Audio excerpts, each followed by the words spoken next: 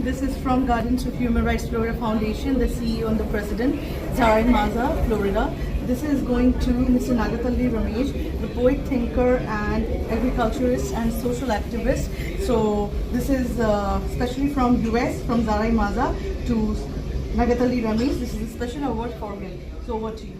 হৃদয় থেকে উঠে আসা সত্যিকারের কথার কোনো ভাষা, বেশ বা সীমানা নেই। ভাষা শত হতে পারে, কিন্তু অনুভূতি এক। এই চিরন্তন সত্য পৃথিবীর সব দেশ ও সব কালের জন্য সমানভাবে প্রযোজ্য। গতকাল ৮ই মে ব্যাংকক, থাইল্যান্ডে অনুষ্ঠিত আন্তর্জাতিক পরিবার দিবস সেই সত্যেরই এক উজ্জ্বল সাক্ষ্য হয়ে উঠেছিল। এই আন্তর্জাতিক অনুষ্ঠানের কেন্দ্রবিন্দু ছিলেন কর্ণাটকের কবি, বহুমাত্রিক চিন্তাবিদ, সংগঠক ও কৃষক নাগাথিহালি রামেশ।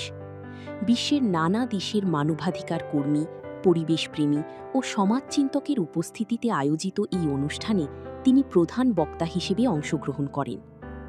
পরিবেশের গুরুত্ব, মানবাধিকারের প্রয়োজনীয়তা, নারীর মর্যাদা ও মানব সভ্যতার ভবিষ্যৎ নিয়ে তার বক্তব্য উপস্থিত অতিথিদের হৃদয় স্পর্শ করেছিল।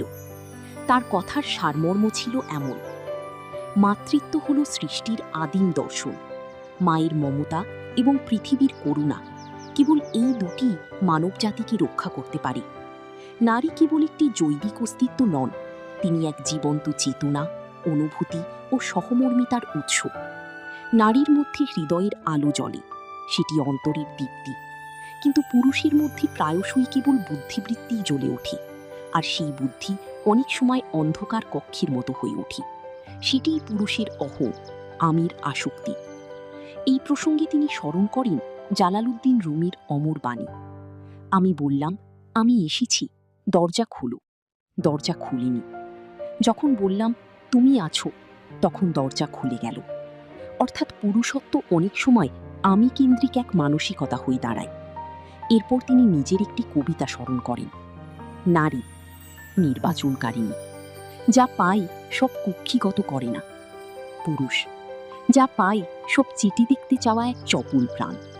সেই চপলতার জন্যই সভ্যতাগুলো উঠেছি, আবার ডুবেও গেছি। আর সেই সবের মাঝখানে বসে থাকা নারী পুরুষের বিভ্রম, স্বপ্ন ও মতাদর্শকে নিজের নির্বাণের নীরবতায় সান্ত্বনা দিয়ে হাত ধরে নিয়ে চলে এক সভ্যতা থেকে আরেক সভ্যতায়।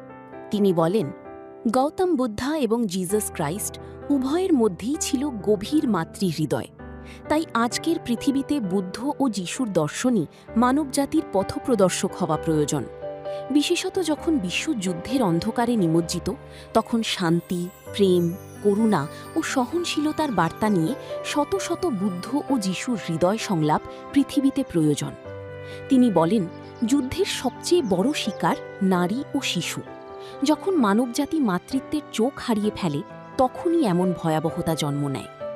যুদ্ধ কেবল মানুষকেই ধ্বংস করে না, সমস্ত জীব জগৎকে ধ্বংসের দিকে ঠেলে দেয়। বৃক্ষ, নদী, পশু পাখি সবই আগুনে পুড়ে যায়। তবুও প্রকৃতি সবকিছু ক্ষমা করে বয়ে চলে। তারপর তিনি আরেকটি কবিতা পাঠ করেন। নদী বয়ে চলে পাহাড় পর্বত চিরে, কাঁটা, পোকা, ভাঙা কাঁচের টুকরো ভাসিয়ে ও ডুবিয়ে নিয়ে। কিন্তু কে দেখেছে রক্তিম ক্ষতবিক্ষত নদীর শরীর? কে দেখেছে গভীরে সাঁতার কাটা মাছের নীরব অশ্রু? বিভিন্ন দেশের প্রতিনিধিদের উদ্দেশ্যে তিনি বলেন, আমরা সবাই মানুষ। এই আন্তর্জাতিক পরিবার দিবস কেবল একটি অনুষ্ঠান নয়, এটি পৃথিবীর সব মানুষের প্রতিনিধিত্বের এক মিলন মেলা। এখানে ভাষা বা দেশের কোনো সীমানা নেই, আমরা সবাই একই পরিবারের সদস্য। তিনি স্মরণ করিয়ে দেন ভারতের প্রাচীন দর্শন, বসুধৈব কুটুম্বকম, সমগ্র পৃথিবী এক পরিবার। এই প্রাচীন সংস্কৃত বাণী মানবজাতিকে শেখায় ধর্ম, ভাষা, সংস্কৃতি বা রাষ্ট্রের বিভেদ ছাড়িয়ে আমরা সবাই এক বৈশ্বিক মানব সমাজের অংশ। তিনি আরও উল্লেখ করেন আরেকটি ভারতীয় প্রার্থনা, সর্বে জনা সুখিনো ভবন্তু, জগতের সকল প্রাণী সুখী হোক। পাকিস্তান, বাংলাদেশ বা অন্য যে কোনো দেশের মানুষ সবাই একই মানব পরিবারের অংশ। বিশ্ব সভ্যতা সম্পর্কে বলতে গিয়ে তিনি বলেন, পৃথিবী যত বড় হচ্ছে, মানুষ তত ছোট হয়ে যাচ্ছে। আমরা বৃহৎকে দেখতে গিয়ে ক্ষুদ্রকে ভুলে যাচ্ছি। অথচ আজ প্রয়োজন সেই বৃহৎ হৃদয়ের, যা ক্ষুদ্রতম অস্তিত্বকেও চিনতে পারে। পিঁপড়ের চোখে হাতিকে দেখা যায়, কিন্তু হাতির চোখে কি পিঁপড়ে ধরা পড়ে? পিঁপড়ের চোখের ভিতর দৌড়ে চলে হাজার হাতি। আমাদের সেই ক্ষুদ্রতাকেই খুঁজে নিতে হবে, বলেন তিনি। শেষে থাইল্যান্ড সম্পর্কে বলতে গিয়ে তিনি জানান, বুদ্ধকে সবচেয়ে বেশি ভালোবাসে এমন এই দেশটির প্রতি তার গভীর অনুরাগ রয়েছে। প্রেম মানেই বুদ্ধ, আর বুদ্ধ মানেই মমতা, বলেন তিনি।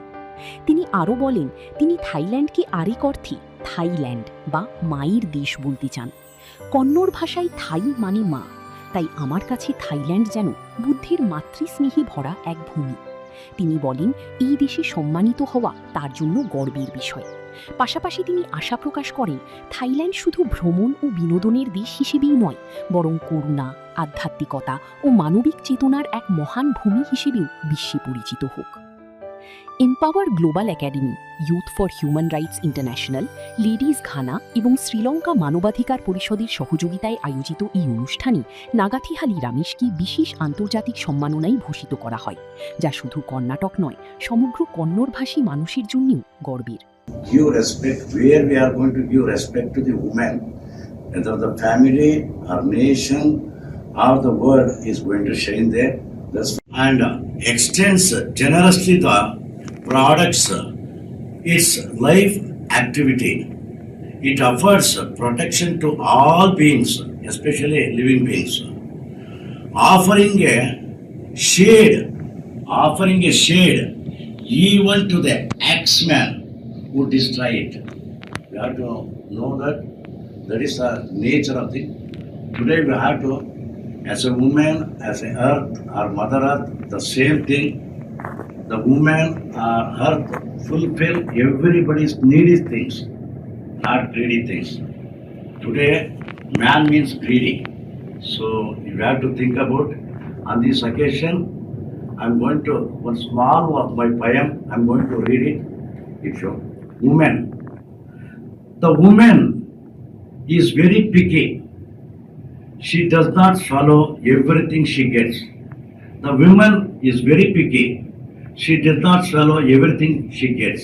Man is the senseless one who licks everything he gets. Man is the senseless